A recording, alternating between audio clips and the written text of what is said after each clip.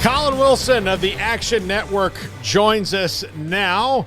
And Collin, I imagine that you've had I know you have a couple of shows to do after us today. You've had a lot of requests on this because when you put out these numbers that you run and look at, I mean, this wasn't something I know that you just said, I'm going to throw this at the wall and really make all of Stillwater, Oklahoma mad.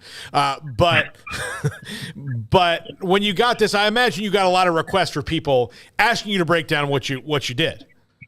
Yeah. I think the information that got out there, the Louisville fans were very happy. They were pounding their chests. Everybody else that's in the ACC was a little, I think, couldn't believe what they were seeing. But, it's a thing where you create a power rating, and that's how you base your win totals for every team. Now, if you're only favored by like 1 point, you're only about a 53% chance to win. So just because it says you're favored like in all 12 games, doesn't mean that you're necessarily a huge favorite to win all 12 of those games. There are teams like, for instance, that are, USC and Oregon is a 1 point game. USC and Washington is a 1 point game. So, there's a lot of those out there, and then it just chips fall down. And Louisville was one of those teams that ended up looking really good. We'll start here at home because we're doing this show from Waco. You had Baylor as a team you picked to be a favorite in 10 games. Why did you have them in your power rankings that way? What about them says that, even though I know there might be a lot of those might be 1 point games, but what is the positivity on Baylor from you? Yeah, Baylor got some really positive marks from me from what we call second order win total. And that is, if you lose a bunch of close games that you should have won, then that works in your favor when you do off-season adjustments. I think of that TCU game right away, right? I mean, last second run out there, kick a field goal. That was Baylor's game the entire time. And then they're offensively, Shapen has a lot coming back, especially in the running back, with Richard Reese. And there's just so much talent in that backfield. And then on defense, I know that we're turning to a new defensive coordinator, but that really doesn't matter with the Dave Aranda team. It's going to be multiple. It's going to be a lot of personnel, a lot of different personnel. And they really kind of treaded water as far as from a returning production standpoint and inheriting players from the portal. They were pretty much even on defense. On offense, they took a really big step with a lot coming back. So, they're going to know their identity. Jeff Grimes has been around. He's one of the most innovative offensive coordinators out there. And if Blake Shapen isn't throwing interceptions or fumbling the ball, Baylor's going to have themselves. Last year I went into Big 12 Media Days. They're projected to win everything. This year I'm going in and they have very low expectations, and I think that they will surprise. Collin, how does that work when riding that line of teams that maybe lost a bunch of close games and expecting them to fare better versus teams like, let's say, a TCU that won a bunch of close games? Does that swing the other way? Like, how do you determine which way that door is swinging? It does. You're right. And so what you do is we have some advanced box scores where it's not just, hey, the final score was TCU wins by 1 or 2 points.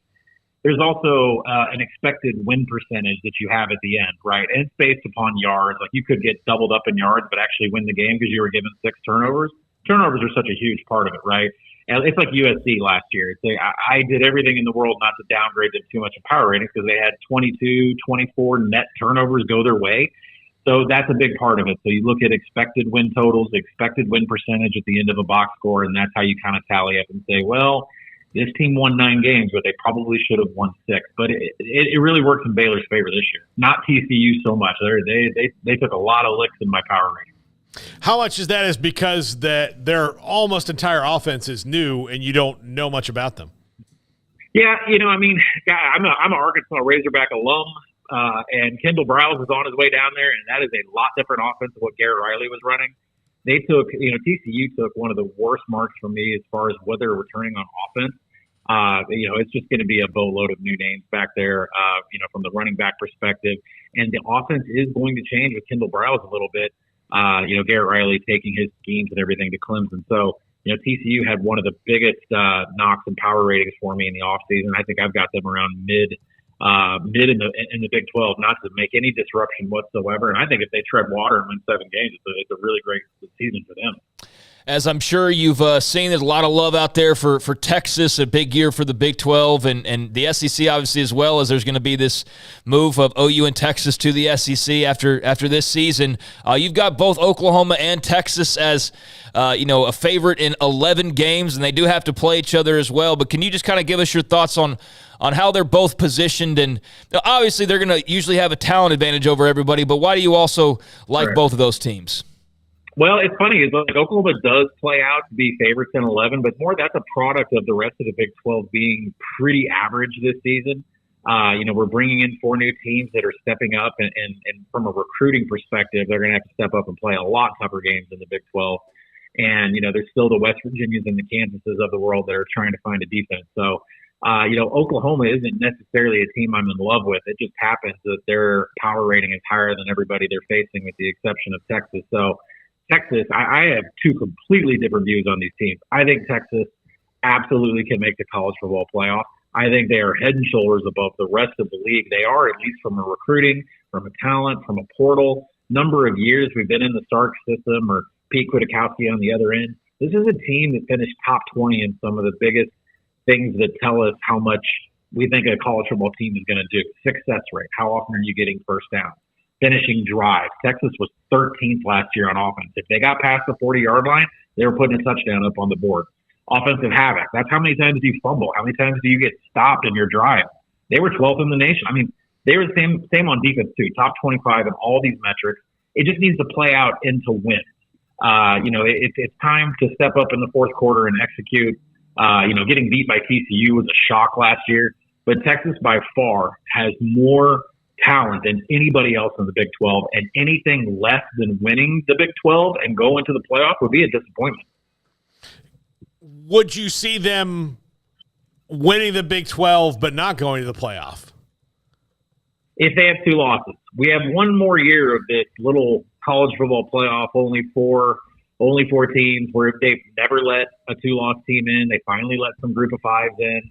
It's the college football playoff just has these rules that if you have 2 losses, you're immediately knocked out, and an at-large with 1 loss would get in. So, I don't necessarily think Texas is going to lose at Alabama. I mean, that's really such a huge game for them in terms of college football playoff. It's not a huge game for them in terms of getting to Arlington and winning the Big 12. But, I am very hard-pressed to find enough losses on this Longhorn schedule that keeps them out from getting from Arlington. It just matters if they're going to run the table in conference play and lose to Alabama, or, there's a lot of avenues to get to the playoff.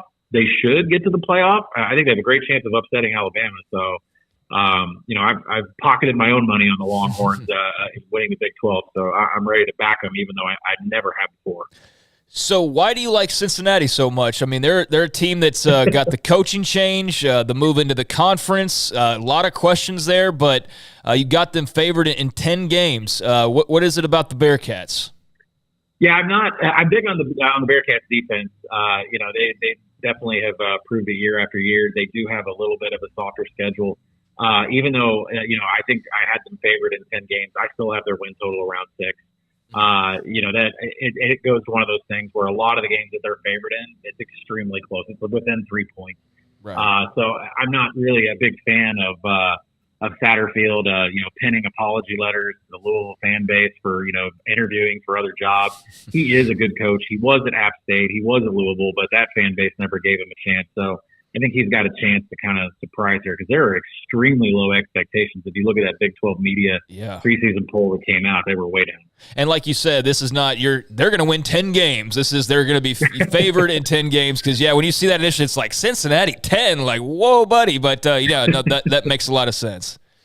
Oklahoma State. They have a lot of – Go ahead. I'm sorry, I was just going to say they have a lot of games. There's just a lot of games in the Big 12 where, they're very close, because this league is a lot of teams are clones of each other when it comes to a power rating perspective, and not a lot of them are 4 points away from each other. And I'm staring at Cincinnati's schedule now, and there's just a lot of games that are within 4 points. Oklahoma State is a team that you have right there with them as well. You talk about a mysterious outlook. Gundy's got the track record, but they've got a lot of questions as well. I'm just kind of in general fascinated by the Cowboys and don't quite know what to expect. I mean, you have them as favorites. Again, favorites, not necessarily wins, but do you think they're going to be pretty good versus, like Cincy, where you said you still see them kind of winning 6 games? Is that how you feel about Oklahoma State, or do you think their stock's a little bit higher? I hate going against Gundy. I really do. This is a guy that's made 17 straight bowls. Yeah. Alan Bowman's coming in, and I remember Alan Bowman back at Texas Tech. The knock on him is that he is an extremely exceptional quarterback when it's a hot read, when he can hit his first target. But when you make him check down, his efficiency really dropped, and he has just not been able to stay healthy. I believe he had that punctured lung while he was at Texas Tech, and we have a new defensive coordinator coming in, and it seems like from an offensive and defensive perspective, we just keep rotating coordinators in and out. There just hasn't been a lot of stability there since Oklahoma State was winning 10 games. And I think the worst thing is this defense finished 119th in tackle grading last year on PFF, and it's just really tough. That just relates back to coaching. And I don't want to count Gundy out because he always makes a bowl. I think the win total is perfect at 6.5. I project him at 5.9. But at the same time, the portal has changed so much of college football. And some of these coaches have figured it out, and some of these coaches have not figured it out at all. And if you haven't figured out the portal at this point about how to get them to come in, I'm thinking of Brian Kelly at LSU. I'm thinking of Lincoln Riley at USC. There are some teams that have adopted the portal and made it a big part of their identity. Oklahoma State hasn't done that. And, it's going to catch up with everybody in college football that has not adopted the portal and gone after these players. Yeah, I do. I think Brian Kelly, if you look at it, I think he would be – obviously he's going to gun for like a number 1 recruiting class every year. But if he gets a top 10 recruiting class and a top 5 portal class, then that kind of averages out to where you maybe want to be. Yeah, and Oklahoma State finished up 22nd in portal rankings, which isn't bad. But on a Power 5 level, you want to be top 20, you want to be top 10. When you have as many holes as they have from last year, Oklahoma State finished 97th in offensive success rate. They had a problem protecting the ball that goes back to the offensive line. Defensively, they have become less aggressive year in and year out since Colin Oliver was a freshman. Gundy's got to turn it around here, but not the kind of guy that I want to go against and put my money against because he's proven everybody wrong so many times before. What team in the middle of your power rankings do you think nationally that will, even though they might be like Tennessee, you have 41st. They have very lofty expectations for themselves this year, obviously. But who do you think is that team that could be, the TCU of this year? Oh, boy. TCU was an interesting case. I took a Big 12 feature on them at 20-1, and I, went down and talked to Sonny Dykes at Big 12 Media Days, and I asked him, I said, Coach, you're going to win the Big 12, but what are you going to do in that SMU game? And then he was happy to hear that I had him picked to win the Big 12. But if there's a team that I think is not getting a lot of love, and they probably should be, it would be Auburn over in the SEC. And I'm a big believer in Hugh Freeze. Hugh Freeze was just at Liberty, went into Arkansas's home turf and beat them on their own turf. Hugh Freeze was at Ole Miss and beat Saban twice when Alabama was peak Alabama. This guy knows how to coach. He's got the proper coordinators, and Auburn brings back everybody on offense, which includes Jarquez Hunter, running back. He's one of the most elusive running backs in all of the nation. They pulled Peyton Thorne, a quarterback from Michigan State, who's excellent at play action. He has a very high adjusted efficiency rating on passes over 20 yards. And then they've got a backup quarterback, Robbie Ashford, who was there before, that can run the RPO. They have players to run every kind of offense that Hugh Freeze wants to run. And everybody's just shutting Auburn out from even thinking about them because of, what happened there last year and firing your coach midseason, letting Cadillac take over. Auburn's not getting enough love in the market whatsoever, and I am not positive that I believe that Alabama has figured out their problems, nor do I think Texas A&M is anywhere out of the weeds with their quarterback situation. So I think Auburn's really the team to look at from a long shot standpoint.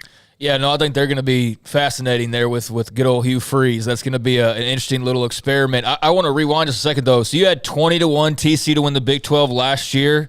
So does that mean that, what was that like when – they're sitting there knocking on the doorstep of the goal line and coming up just short?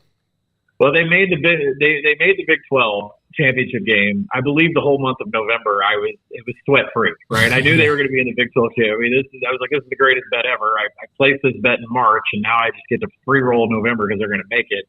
But when they got there, there was a pretty hefty bet. When you have, and if you want to do the math on whatever your bet size is, you have a 20-1 hanging in your pocket, and it comes down to a single game, and the spread on that game is nearly a pick. That's going to allow you to hit the other side, which I was more than happy to take a piece off of Kansas State and say this is going to be one heck of a payday. So it was actually a very sweat-free championship game, and that's kind of why you attack these early markets and want to get down conference futures because you get into these conferences like the Big 12 where it's round robin. Like, I mean, getting into the championship game, you don't need them to be first. You need them to get into that second slot, and then they got a fighting chance. Is the Pac-12 going to be in what's the last year of this iteration of it, maybe the best season they've had in a long time when you've got Oregon, Utah, Washington, 5, 6, 7, and then USC at 14th? There was never a version of Collin Wilson that came out and backed Texas football in the entire Pac-12, but here I am. I love the Pac-12. I mean, minus Stanford and Colorado. Every other team, I absolutely love what they're doing. Washington, they led the nation last year in a stat called available yards, which is if you start on the 20-yard line, you can achieve 80 yards. Washington led the nation in available yards.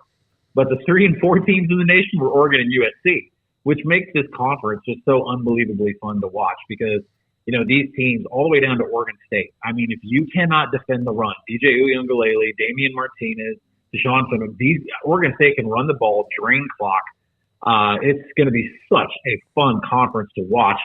Do they cannibalize each other is the problem. I would hope that we can get a conference champ with one loss, get the Pac-12 in the playoff before we expand because they really do have some quality teams. The best TV is going to be late at night. With some of these Pac-12 teams. But no, I truly believe the Pac-12 is going to be very improved. Collin Wilson, Action Network HQ. Collin, great stuff, man. Really appreciate you hopping on the show. You'll be at Media Days on Wednesday? I'll be there. All right, we'll see you there. All right, thanks, guys. All right, Collin Wilson, Action Network HQ. That was great stuff there.